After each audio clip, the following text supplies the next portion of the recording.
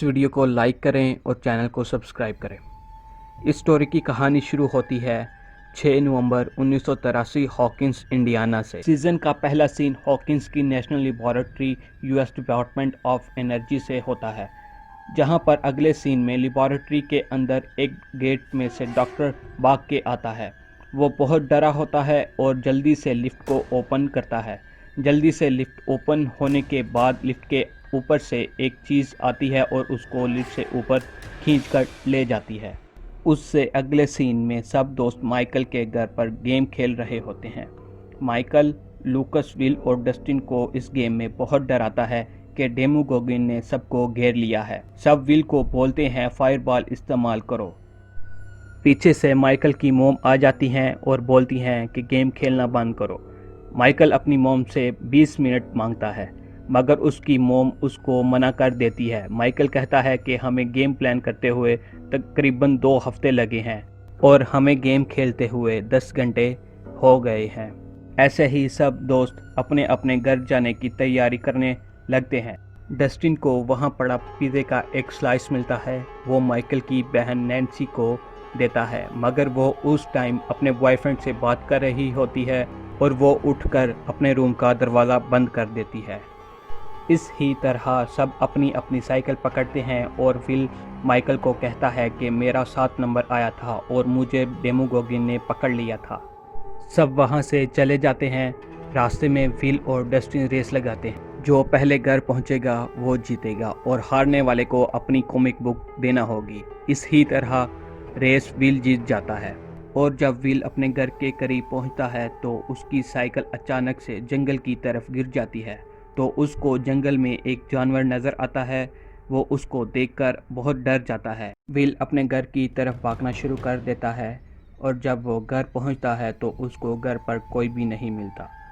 वो उसको अपने घर के दरवाजे पर देखता है। जल्दी से वो अपने घर के गैराज में जाता है और गन लोड करना शुरू कर देता है। इतने में लाइट कभी बंद और कभी ऑन होना शुरू हो जाती है। वो विल के पीछे आ चुका होता है और उसको अपने साथ गायब कर लेता है। अगले दिन हॉपर सोया उठता है और तैयार होकर पुलिस स्टेशन चला जाता है। जोनाथन किचन में सुबह का ब्रेकफास्ट तैयार कर रहा होता है। उसकी मोम तैयार होकर काम के लिए जाने लगती है और वो देखती है कि खाने के टेबल पर विल नहीं है। वो जोनाथन से पूछती है कि विल कहाँ है। जोनाथन कहता है पता नहीं। उसकी मोम विल को उठाने उसके रूम में जाती है, मगर वो अपने रूम में नहीं होता। वो जोनाथन को बोलती है कि विल रात को वापस आया भी था कि नहीं। जोनाथन बोलता है मुझे नहीं पता। विल की मोम माइकल के घर कॉल करती है। माइकल की मोम बोलती है कि वो इधर नहीं है, वो तो रात को ही चला गया था। माइकल की मोम पूछती है कि रात को विल वापस नहीं आया था क्या। विल की मोम कहती है हो सकता है वो जल्दी उठकर स्कूल चला गया हो। माइकल स्कूल जाते हुए अपने दोस्तों को बताता है। उसके दोस्त कहते हैं वो पढ़ाकू कीड़ा पढ़ने के लिए स्कूल जल्दी आ गया होगा। इतने में हॉपर को पुलिस स्टेशन में बताया जाता है कि मिस जॉयस का लड़का नहीं मिल रहा और वो आपका ऑफिस में इंतज़ार कर रही हैं। विल की मोम हॉपर को बताती है कि लड़के उसका मजाक उड़ाते हैं। वो एक सेंसिटिव लड़का है और उसका बाप भी उसका मजाक उड़ाता था। हॉपर उसके हस्बैंड के बारे में पूछता है कि वो अब कहाँ है। जॉयस कहती है कि 1 साल पहले वो इंडियाना में था। हॉपर जॉयस से उसके हस्बैंड का पता मांगता है, लेकिन जॉयस कहती है विल वहाँ नहीं जा सकता। हॉपर कहता है 100 में से 99% बच्चे अपने किसी रिश्तेदार के पास जाते हैं, मगर जॉयस नहीं मानती। हॉपर कहता है कि यहाँ का सबसे बड़ा केस एक उल्लू ने किसी लड़की के सर पर हमला कर दिया था क्योंकि उसको लगा था कि ये उसका घोंसला है। जॉयस हॉपर से कहती है प्लीज़ मेरी मदद करो। फिर अगले सीन में हमें दिखाया जाता है कि हॉकिंस की लैब में डॉक्टर ब्रेनन के पास कुछ लोग आते हैं। डॉक्टर ब्रेनन को बताया जाता है कि ईस्ट विंग के एरिया को सेल कर दिया गया है ताकि यहाँ से कोई बीमारी ना बाहर जा सके, और वो सब एक स्पेशल सूट पहनकर लिफ्ट के ज़रिए नीचे जाते हैं। नीचे हर जगह खून बिखरा पड़ा होता है और जब वो उस रूम में पहुँचते हैं और उनको दिखाई देता है एक बड़ी सी दीवार बेलों से बड़ी होती है। ये सब उस लड़की ने किया है और वो अब यहाँ से भाग गई है। अभी वो इस जगह से ज़्यादा दूर नहीं भागी होगी। और उसी लम्हे में उसी लड़की को एक होटल के पीछे दिखाया जाता है। वो उस होटल के पीछे वाले दरवाजे से अंदर चली जाती है और होटल के किचन से फ्राइज़ खाना शुरू कर देती है। इतने में होटल का मालिक उसको देख लेता है और उसको पकड़ लेता है। बिल के दोस्तों को स्कूल से छुट्टी हो जाती है और वो अपने स्कूल के टीचर से कहते हैं, आप वो ले आए हो? टीचर कहता है हाँ। टीचर सबको वहाँ ले जाता है जहाँ पर रेडियो पड़ा होता है और थोड़ी ही देर बाद वहाँ पर हॉपर आ जाता है और उन सब से पूछता है कि विल कहाँ है और वो किस रास्ते से घर जाता है। बिल के दोस्त आपस में लड़ना शुरू कर देते हैं। हॉपर उनसे कहता है कि आराम से बताओ। वो हॉपर को उसके घर जाने का रास्ता बता देते हैं। हॉपर विल के दोस्तों को कहता है, तुम सब लोग स्कूल से सीधा घर जाओगे। विल की मोम और उसका भाई उसको ढूंढने जंगल में जाते हैं जहां पर उसने एक लकड़ी का घर बनाया होता है। होटल वाला उस लड़की के लिए एक बर्गर बनाता है और वो उससे पूछता है कि वो लोग तुमको खाना नहीं देते थे या फिर वो तुमको मारते थे, मगर वो उसको कुछ नहीं बताती। वो उससे बर्गर ले लेता है और कहता है कि हम दोनों को एक दूसरे का नाम पता होना चाहिए। उसको वो अपना नाम बताता है मगर वो नहीं बोलती। इस ही दौरान होटल वाले की नज़र उसके हाथ पर बने हुए टैटू पर पड़ती है जिस पर लिखा होता है 11। वो कहता है कि 11 क्या है, मगर वो फिर भी नहीं बोलती। वो गुस्से से उठकर जाने लगता है और वो पीछे से इशारा करके कहती है कि मेरा नाम 11 है। होटल वाला पुलिस को फ़ोन करता है और कहता है कि मेरे पास एक लड़की है जो बहुत डरी हुई है। हॉपर बच्चों के बताए हुई जगह पर जाता है और वो देखता है कि रोड के एक साइड पर उसकी साइकिल पड़ी होती है।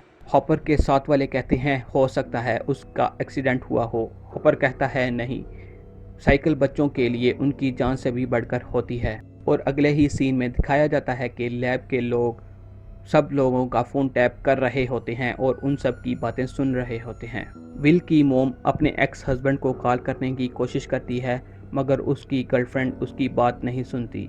इतने में विल का भाई कहता है, मोम वो देखो पुलिस आई है। हॉपर अपनी गाड़ी से विल की साइकिल उतारता है और पूछता है कि उसके पास घर की चाबी थी ना, तुमको पक्का पता है कि वो रात को वापस नहीं आया था? इतने में जॉयस का कुत्ता बैकयार्ड में भौंकना शुरू कर देता है और वो वहां जाकर देखता है कुत्ता स्टोर की तरफ मुंह करके भौंक रहा होता है। हॉपर उस स्टोर में जाता है और लाइट ऑन करने की कोशिश करता है मगर वो एक झटके से बंद हो जाती है। पास पड़ी एक टॉर्च की मदद से हॉपर एक कोने में देखने की कोशिश करता है और उसके पास जाने ही लगता है कि उसका लड़का और एकदम से लाइट आ जाती है जिसकी वजह से वो डर जाता है। हॉपर अपने लड़के को कहता है कि एक सर्च टीम बुलाओ और उन सब के पास लाइट होनी चाहिए। माइकल अपनी मोम से कहता है हमें जाकर विल को तलाश करना चाहिए मगर उसकी मोम मना कर देती है। हॉपर ने कहा है कोई भी अपने घर से बाहर नहीं जाएगा जब तक विल मिल नहीं जाता। इतने में माइकल की बहन कहती है कि मैं रात को बारबरा के घर स्टडी के लिए जाऊंगी। उसकी मोम कहती है नहीं। नैन्सी कहती है विल की वजह से हम घर पर क्यों रहें। माइकल कहता है कि इसने अपने न्यू बॉयफ्रेंड से मिलने जाना है। उसके मोम डैड कहते हैं कौन? इतने में नैन्सी गुस्से में उठकर चली जाती है और माइकल भी।